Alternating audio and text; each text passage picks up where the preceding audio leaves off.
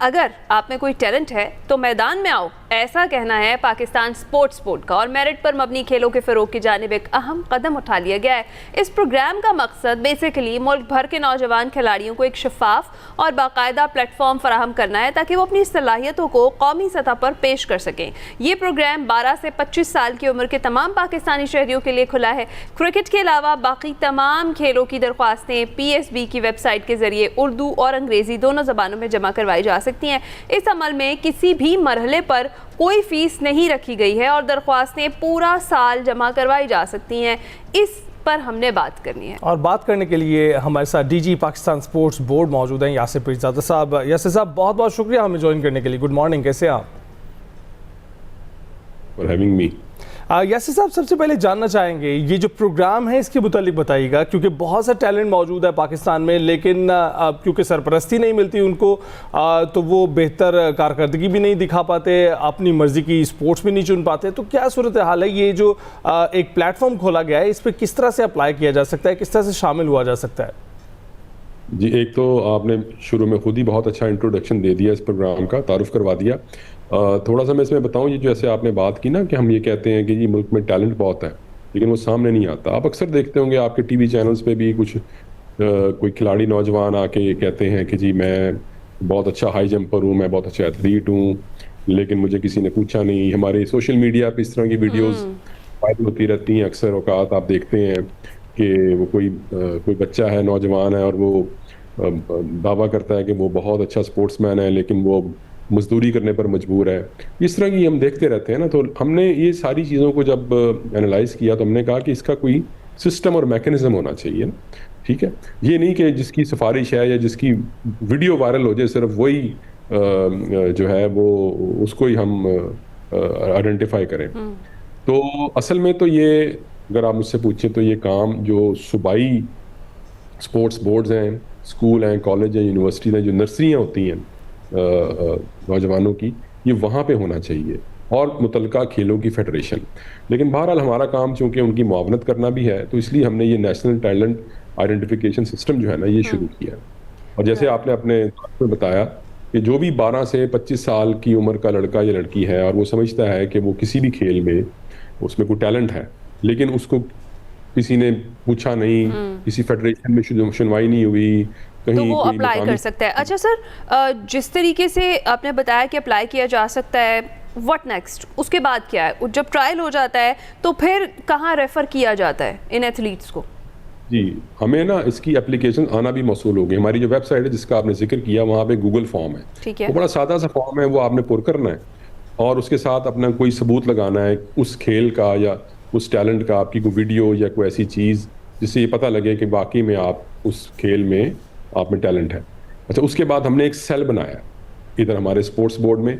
Initial scrutiny जो है, इब्तदाई जो जांच है, वो उस सेल में करनी है कि वो जो एप्लीकेशन है उसको देखेंगे, उस वीडियो को, उस चीज़ों को, जो क्रेडेंशियल्स आपने जो बताए हैं उनकी हम जांच पड़ताल करेंगे। अगर उस जांच पड़ताल से, उस फिल्टर से वो निकल जाती है बच्ची या बच्चा, उसके बाद फिर एक हमने पूल बनाया है जो ओलंपियंस का, वर्ल्ड चैम्पियंस का और वेटरन्स जो हैं हमारे उनका, वो मुतलका खेलों के, वो उनका ट्रायल लेंगे। और ट्रायल के लिए ज़रूरी नहीं है कि वो इस्लामाबाद में आए। हमारे सेंटर्स हैं लाहौर, कराची, इस्लामाबाद, पेशावर, कोयटा, तो वो कहीं भी जा सकते हैं। हम उनको वहाँ उनके सहूलत के मुताबिक बुला सकते हैं और वहाँ उनका ट्रायल लेंगे। और अगर वो उस ट्रायल्स में हमें लगा कि वाकई इनमें टैलेंट है और इनको मसा मैं अभी जो इब्तदाई में आपको ज़रा मालूमात शेयर करूँ, अभी कुछ लोगों का हमारे पास ऐसी वीडियोज़ और ऐसी फॉर्म्स आए हैं जिनमें हमें लगा कि वाकई ये बच्चों को अगर हम इस स्टेज पर उनका हाथ पकड़ लें तो ये आगे चल के पाकिस्तान का फ्यूचर बन सकते हैं। तो फिर हम उनको, जो मुतलका फेडरेशन है, उनके जो ट्रेनिंग कैंप्स हैं उस एज ब्रैकेट के, उसमें फिर हम उनको भेजेंगे, सिफारिश करेंगे कि वो उसमें शामिल हों, ताकि फिर वो जो कौमी टीम है, जो भी जूनियर, अंडर 16, अंडर 18, जो भी उनकी कैटेगरी बनती है, उसका फिर वो हिस्सा बने। बिल्कुल। तो अच्छा, ये जो स्पोर्ट्स पॉलिसीज़ हैं उनमें आपको क्या खामियां नज़र आती हैं? और ये जो फेडरेशन है इनके साथ भी बहुत सारे मसाइल हैं, उनको हल करने के लिए क्या तजावीज़ हैं आपकी? हमने तो बहुत सारे मसाइल तो हल भी किए हैं गुज़श्ता 22 माह में ना। सबसे जो बड़ा मसला है ना वो ये है कि दुनिया भर में, सिर्फ पाकिस्तान में नहीं, फेडरेशन जो हैं वो ऑटोनमस है, खुद मुख्तार है। और जो IOC का, इंटरनेशनल ओलंपिक कमेटी का जो चार्टर है, वो ये कहता है कि आप उनकी खुद मुख्तारी में गवर्नमेंट जो है वो मुदाखलत नहीं कर सकती, विच इज़ फाइन, दुनिया भर में ऐसे ही है।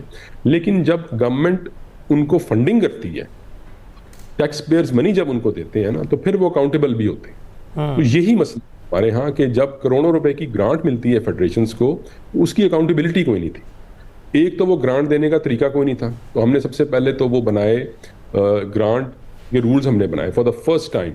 वो रूल्स हमने बनाकर तो वेबसाइट पे भी लगाए हैं, उसका एक क्राइटेरिया बनाया, उसकी एक कमेटी बनाई है कि किस क्राइटेरिया के तहत फेडरेशंस को ग्रांट दी जाएगी। उसके बाद हमने इनका ऑडिट शुरू किया, और उस ऑडिट में ये पता लगा कि किस फेडरेशन को कितनी ग्रांट मिली और किस फेडरेशन ने कितना हिसाब दिया, कितना हिसाब नहीं दिया, और बकाया उनके जिम्मे क्या है। ये भी पहली दफ़ा हुआ। तो ये अकाउंटेबिलिटी जो है ना, ये बड़ी ज़रूरी थी, जो पहले मिसिंग थी। ऑटोनॉमी तो थी, लेकिन ऑटोनॉमी जो है ना वो बजाते खुद कोई चीज़ नहीं जबकि उसके साथ अकाउंटेबिलिटी ना हो, खास तौर पे जब आप गवर्नमेंट से पैसे ले रहे हैं। तो ये पार्ट जो है ना ये मिसिंग था। इसी के साथ फिर हमने एक कोड ऑफ एथिक्स बनाया। ये भी कोड पहले नहीं था, ये दुनिया भर में बना हुआ है, यूके, न्यूजीलैंड, ऑस्ट्रेलिया, इन सब जगहों पे, लुज़ैन, स्विट्ज़रलैंड, जहाँ पे इन सब के हेड ऑफिसेज हैं इन ज़्यादातर खेलों के, तो वहाँ से हमने वो कोड ऑफ एथिक्स लिया है और वो हमने पाकिस्तान में इंट्रोड्यूस कराया फॉर द फर्स्ट टाइम। यानी अगर किसी को शिकायत है नेपोटिज्म की, उसके कोई बच्चा जो है वो समझता है कि उसको मेरिट पर सिलेक्ट नहीं किया गया, किसी और को कर लिया गया है, वो हरासमेंट की या कुछ भी खेलों के मामले में, तो पूरा कोड है जो हमने अब इम्प्लीमेंट किया है। अच्छा, you can come and you can complain to us. उसके बाद फिर हमने एक पैनल ऑफ एडजुडिकेटर्स बनाया है। ये जो एडजुडिकेटर्स हैं ये उस कंप्लेंट को एनालाइज करेंगे और एक ट्राइब्यूनल की तरह independent of Pakistan sports board वो फैसला दे। हमारे पास बहुत सारी कंप्लेंट्स आई हैं इसके बाद, और हमारे जो एडजुडिकेटर्स हैं वो उसका फैसला करते हैं, दोनों पार्टियों को बुलाते हैं, उनकी अपील सुनते हैं और उसके बाद फैसला करते हैं। और हमारे सारे ये फैसले जो हैं, अगेन मैं कहूँगा फॉर द फर्स्ट टाइम हमने वेबसाइट पर अपलोड किए हैं। तो इससे पहले ये कोई निज़ाम इस किस्म का नहीं था। फिर सबसे एक और बड़ा मसला है वो इलेक्शंस का। ये अब मुझे बात कहते हुए अफसोस भी हो रहा है, लेकिन मुझे कहनी पड़ेगी कि ज़्यादातर इलेक्शंस जो हैं स्पोर्ट्स फेडरेशंस के वो पेपर पे होते थे। यानी एक मीटिंग सी बुलाई और उधर ही आपस में बैठ के तय कर लिया कि फलां सदर बन गया और फलां से, ठीक है जी, राइट। तो हमने इलेक्शन कमीशन बनाया। ठीक। वो इलेक्शन कमीशन जो है वो बाकायदा, जिस तरह आप इलेक्शन शेड्यूल जारी करते हैं, कैंडिडेट्स की लिस्ट जारी करते हैं, वोटर्स लिस्ट जारी करते हैं, उन पर फिर एतराज़ात लिए जाते हैं, उन एतराज़ात के ऊपर अगर अपीलें सुनी जाती हैं, फिर उसका इलेक्शन ट्राइब्यूनल फैसला करता है। यानी जो एक पूरा प्रोसीजर होना चाहिए इलेक्शन का, और वो सारा हमारा, अगर आप इस वक्त भी वेबसाइट पे जाएंगे तो बहुत सारी फेडरेशन जिनका हमने इलेक्शन करवाया उनका पूरे का पूरा प्रोसीजर वेबसाइट पे पड़ा हुआ है। अगेन ये फर्स्ट हुआ, इससे पहले कभी नहीं हुआ है।